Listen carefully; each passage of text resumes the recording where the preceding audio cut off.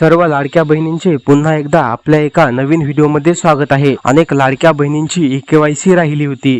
त्यामागचे कारण म्हणजे ज्या महिलांकडे पती किंवा वडील नाही आहे त्या महिला आतापर्यंत लाडकी बहीण योजनेची केवायसी पूर्ण करू शकत नव्हत्या। मात्र आता अनेक महिला अशा आहे ज्यांना केवायसी करता येणार आहे, कारण मुख्यमंत्री लाडकी बहीण या योजनेमध्ये नवीन अपडेट करण्यात आली आहे।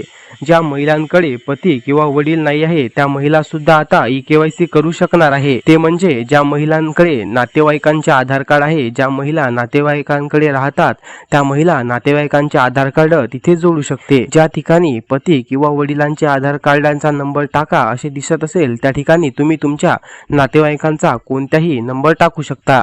जे नातेवाईक तुम्हाला सांभाळतात, ज्या नातेवाईकांच्या घरी तुम्ही राहतात त्या नातेवाईकांचा नंबर तिथे तुम्ही टाकू शकता। त्यानंतर देखील तुमची आधार कार्डाची जी OTP आहे ती येऊन जाईल आणि तुमची केवायसी जी आहे पूर्णरित्या कंप्लीट होणार आहे। या प्रकारे तुम्ही लाडकी बहीण योजनेची जी ई-केवायसी आहे हे पूर्ण करू शकता। ही माहिती तुम्हाला कशी वाटली कमेंट बॉक्समध्ये नक्की सांगा आणि सर्वात आधी लाडकी बहीण वेबसाईटवरती जाऊन तुमची ई-केवायसी कंप्लीट करा। कंप्लीट झाल्यानंतर व्हिडिओमध्ये कमेंट करून नक्की सांगा। चला तर पुन्हा भेटूया अशाच एका नवीन माहितीसोबत। तोपर्यंत धन्यवाद। जय महाराष्ट्र।